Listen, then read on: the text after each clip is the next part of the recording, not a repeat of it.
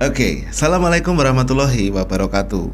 Salam sejahtera, Om Swastiastu, Namo Buddhaya, salam kebajikan, dan salam sukses untuk kalian semua dimanapun Anda berada.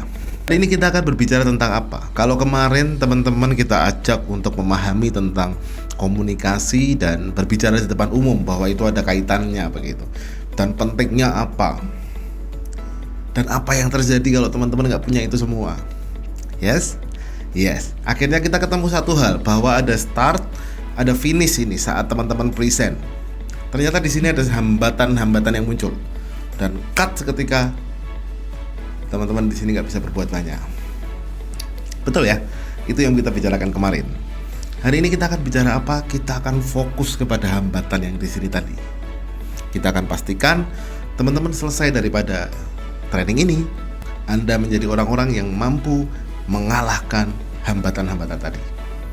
Sudah siap semuanya? Boleh dijawab, jawab. Siapa? Gitu dong. Iya, biar kita juga ikut semangat. Ayo. Dari rumah pun, dari manapun Anda berada menonton ini, tetap ikut jawab, biar sama-sama semangat kita. Oke, sudah siap semuanya? Yes. Ayo kita mulai. Teman-teman ingin berubah dari tidak bisa menuju ke bisa, itu kuncinya adalah mindset. Kalau mindset teman-teman benar, maka Anda bisa masuk ke pintu pengetahuan apapun. Kalau mindset teman-teman tidak benar, maka akan sangat sulit. Karena semua landasannya adalah mindset. Mindset itu adalah kunci. Mohon ini dipahami dulu. Ya, dan mindset itu macam-macam. Seperti halnya pintu kan macam-macam. Ini pintu ke mall, ini pintu ke kamar, ini pintu ke dapur, dan lain sebagainya. Kuncinya macam-macam. Nah, mindset untuk kita bicara tentang bagaimana sukses berbicara di depan publik adalah mindset yang terkuat yang harus teman-teman miliki. Satu, bahwa teman-teman punya kontrol 100% atas diri Anda sendiri. Setuju atau tidak? Saya yakin kalau pas begini semua jawab setuju. Tapi kalau pas di depan perform tiba-tiba tidak setuju. Ya, tiba-tiba hilang semua, materinya blank, seakan saya tidak punya kontrol akan lidah saya, Pak. Tiba-tiba lidah saya ngomong sendiri kata-kata yang tidak saya inginkan. Tubuh saya seakan tidak mau diangkat, Pak, nunduk terus, Pak, dan lain sebagainya.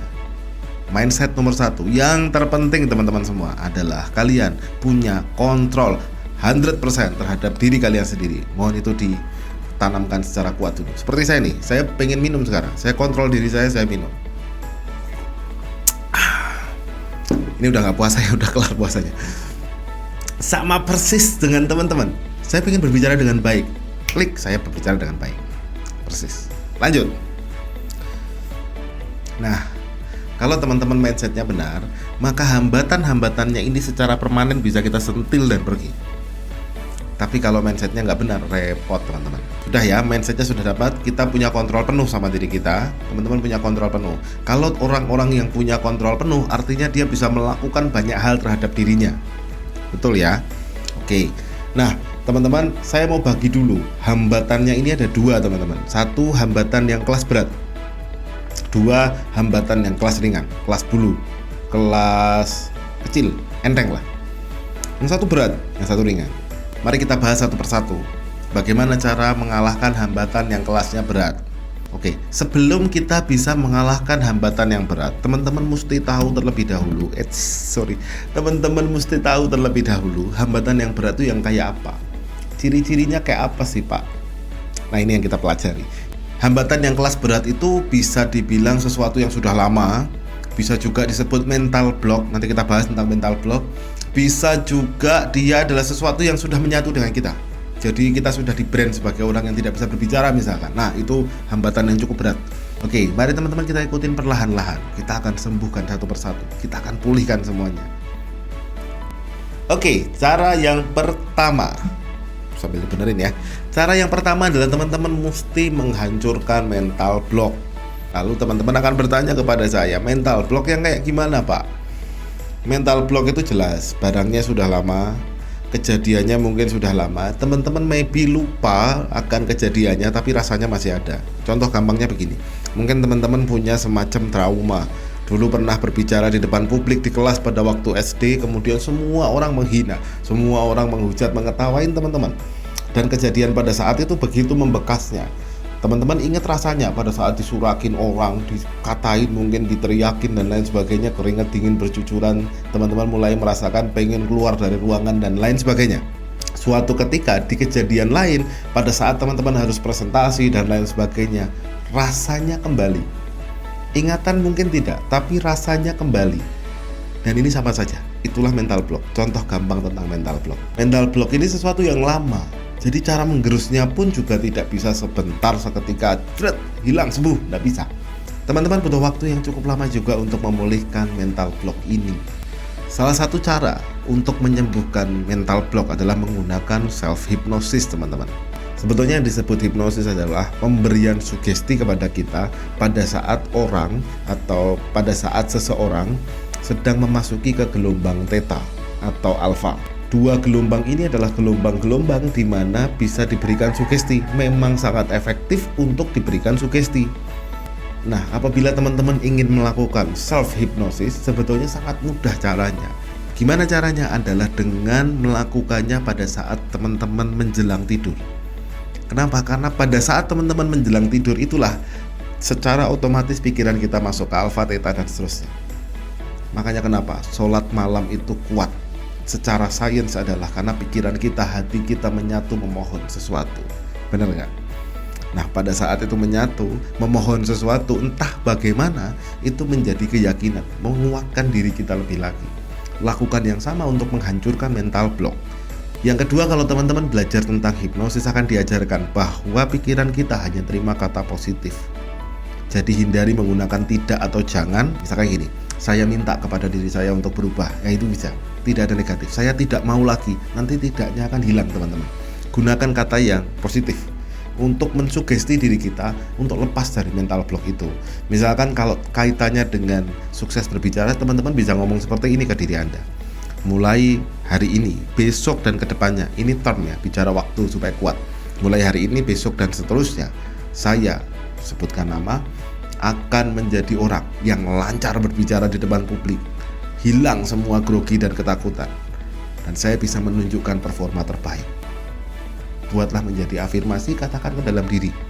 Kalau dikombain dengan sholat malam jauh lebih keren lagi. Akan membuat teman-teman betul bisa menjadi lepas dari mental block. Syukur-syukur kalau makin kuat lagi, teman-teman mau makin kuatkan lagi, ingat-ingat kejadian mental blocknya yang mana. Nah, sambil dibahas teman-teman, ingat-ingat yang itu sudah stop, kejadian itu sudah berlalu. Sekarang saya adalah orang yang begini. Tanamkan ke dalam diri, sembuh nanti mental blocknya. Itu ceritanya. Baik, cara kelas berat yang kedua adalah dengan cara memasang anchor. Anchor ini jangkar. Jangkar ini tempat kapal berlabuh. Kalau anchornya benar, maka kapal segede Titanic pun berhenti. Titanic gede Bapak Ibu, tapi dia berhenti cuma ditarik satu anchor kecil. Maka tanamkan anchor dalam diri Anda. Kalau kaitannya dengan hambatan, tentang nikmat dan sengsara. Hakikatnya, setiap manusia di muka bumi ini hanya melakukan dua hal. Mereka mencari kenikmatan dan menghindari kesengsaraan. Betul kan? Iyalah pasti. Anda bekerja untuk apa? Dapat duit untuk apa? Kalau dibuat menjadi tujuan utamanya, nanti akan apa? Menghindari sengsara. Saya nggak mau susah Pak, saya nggak mau anak istri saya susah, itu sengsara. Saya pengen punya rumah Pak, saya pengen punya mobil, saya pengen wisata kemana, itu nikmat. Semua manusia itu hanya itu teman-teman. So, kalau teman-teman bisa menanamkan dengan anchor yang kuat, jangkarnya kuat, bahwa teman-teman pengen sukses berbicara untuk apa nikmatnya, apa sengsaranya, maka akan menggerus hambatan yang besar-besar tadi, yang udah lama dan lain sebagainya. Makanya ini bukan yang sebentar. Hambatan yang sifatnya besar, yang berat, itu lama teman-teman. Mulai jebol pelan-pelan setiap malam setelah menonton video ini. Tanamkan ke dalam diri teman-teman, saya mulai hari ini, kenangan masa lalu itu sudah berlalu. Saya orang baru, saya bisa berbicara. Tujuan saya apa? Saya pengen memuliakan keluarga saya, itu tujuan positifnya atau nikmatnya. Dan saya menghindari keluarga saya sampai susah. Untuk itu saya harus bisa sukses berbicara di depan publik. Nah, contohnya kayak begitu teman-teman. Ini nikmat sama sengsara. Ya. Kemudian cara ketiga ini yang paling seru sebetulnya. Tidak ada satupun public speaker di muka bumi ini yang maju tanpa persiapan. Semua pakai persiapan. Persiapan ada yang disengaja, ada juga yang terjadi dengan sendirinya karena teman-teman sudah terbiasa melakukan persiapan itu. Persiapan yang sengaja seperti apa? Mempersiapkan skrip. Nanti kita akan belajar tentang scripting, tentang hal-hal itu. Tapi bisa juga persiapan yang tidak sengaja. Apa contohnya? Baca buku. Teman-teman memperdalam pemahaman dan pengetahuan. Itu sebetulnya persiapan. Jadi untuk cara-cara mengatasi hambatan yang sifatnya berat tadi, dibutuhkan satu hal, yaitu konsistensi. Teman-teman yang konsisten melakukan itu terus-menerus, setiap hari melakukan afirmasi untuk self-hypnosis, ingatkan diri terus-menerus. Kemudian yang kedua, memasang anchor yang kuat secara konsisten. Saya pengen kalau misalkan bisa itu jadinya begini, saya menghindari kesengsaraan ini, saya berbicara untuk ini. Dan yang ketiga, teman-teman terus lakukan persiapan, perluas pemikiran, baca buku, lakukan persiapan sebelum present. Ini cara jangka panjang memang, tapi kalau konsisten pasti nyampe, teman-teman pasti sukses berbicara. Cara yang berat sudah. Sekarang kita mulai untuk hambatan yang ringan atau yang sifatnya instan. Tiba-tiba ada namanya panic attack. Tiba-tiba teman-teman seketika panik. Lalu mungkin juga teman-teman merasa tidak siap di menjelang acaranya begitu. Di menjelang acaranya tiba-tiba teman-teman merasa nggak siap. Ini ada caranya juga yang sifatnya jauh lebih cepat, jauh lebih instan, dan tentunya jauh lebih ringan. Beda dengan yang tadi, yang ini teman-teman harus ingat-ingat dan langsung lakukan seketika teman-teman mengalami serangan itu. Syarat dan ketentuan supaya teman-teman bisa mengalahkan hambatan yang ringan ini gimana? Adalah hambatan yang beratnya teman-teman sudah gerus. Jadi nonton video ini kalau bisa teman-teman adalah step by step. Hambatan berat sudah secara konsisten teman-teman mulai atasi. Setelah itu teman-teman mulai punya cara-cara yang instan. Nah, untuk mengatasi hambatan-hambatan yang ringan. Cara mengatasi hambatan yang sifatnya ringan, yang pertama adalah mengatur nafas. Ya, betul, mengatur nafas. Teman-teman mari kita ingat-ingat saat teman-teman mengalami panic attack, tiba-tiba teman-teman tidak bisa berbicara, tiba-tiba di tengah presentasi teman-teman kehilangan kata-kata, kehilangan semua materi yang Anda punya. Sebetulnya kalau diingat-ingat betul, nafas teman-teman saat itu pasti tidak teratur. Bisa jadi terengah-engah, bisa jadi pula nafasnya menjadi terburu, bisa juga teman-teman sampai lupa bernafas. Nah, jadi sangat penting sekali untuk teman-teman kembali bisa mengontrol nafas teman-teman. Berbicara dengan nafas yang teratur itu sangat membantu dalam mengatur pilihan kata, mengatur tema yang mau dibawakan, mengatur arah pembicaraan. Itu sangat membutuhkan teman-teman bisa mengatur nafas. Dan mengatur nafas ini berbicara tentang kontrol, teman-teman. Ingat betul-betul di awal-awal kita bicara bahwa teman-teman punya kontrol penuh terhadap diri teman-teman.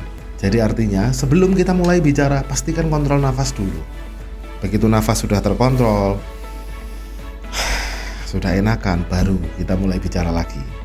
Saya yakin ini cara yang mudah, praktis, simple, tapi membantu sekali dalam teman-teman mengatur kata-kata yang akan keluar. Oke, sekarang cara yang kedua.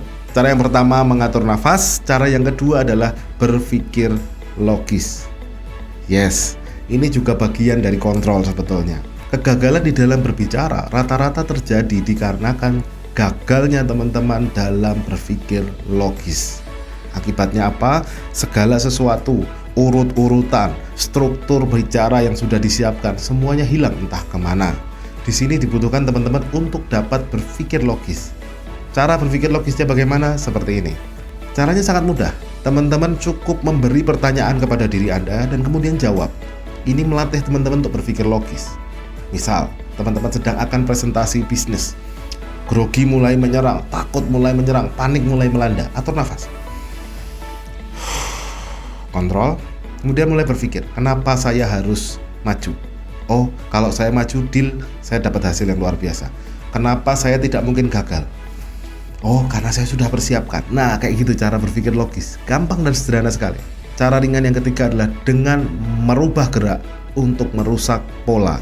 Cara ini disampaikan juga oleh Anthony Robbins dan saya sempat dengar juga dari guru saya Pak Tung Desem Waringin. Disampaikan bahwa cara mengubah rasa takut yang paling efektif adalah dengan cara merusak pola. Setiap orang itu punya pola, teman-teman. Pola untuk menunjukkan emosi seseorang. Orang-orang sedih itu rata-rata polanya ya sedih, mukanya tertunduk dan lain sebagainya. Sementara orang-orang ceria, semangat itu beda pasti, pola geraknya. Nah, Anthony Robbins percaya bahwa dengan kita mengubah gerak, kita bisa mengubah emosi. Sementara pada saat teman-teman berbicara di depan publik ini, yang biasa salah atau rusak adalah emosinya. Materi punya, kontrol punya, tapi emosinya terkadang emosi takut, emosi tidak pede, dan lain sebagainya. Mari kita rubah. Rubahnya gimana? Sebelum maju, bikin dulu gerakan-gerakan yang merusak pola. Bisa teman-teman tepuk dada, katakan, yes, saya bisa, saya oke, saya pasti bisa, saya pasti maju gitu. Jadi ubah dulu geraknya. Saya yakin teman-teman merinding. It's okay. Itu adalah proses pada saat teman-teman merubah emosi tadi. Itu dia 2 cara ya. Jadi untuk hambatan yang berat ada caranya, lakukan dengan konsisten. Ada juga cara ringannya, lakukan itu menjelang teman-teman perform atau berbicara di depan publik. Saya yakin pasti bisa. Saya percaya video ini pasti bermanfaat untuk teman-teman. Kita pasti akan ketemu lagi di video-video berikutnya dengan hal-hal yang lebih teknis untuk Anda sekalian. Namun alangkah baiknya untuk teman-teman juga mempraktekkan hal-hal ini. Supaya apa? Nanti pada saat teknis diberikan, teman-teman secara fondasi, secara mindset sudah siap. Terima kasih teman-teman sudah menonton 2 video ini. Saya sangat menghargai teman-teman yang pengen berjuang dengan keras untuk menjadi orang yang sukses berbicara di depan publik. Saya percaya 100% bahwa Anda akan sukses berbicara di depan publik. Jangan lupa kerjakan tugas-tugasnya dan juga tetap semangat, ikuti video demi video. Kita ketemu di video berikutnya. Saya Nardi Hidayat undur diri dan ciao.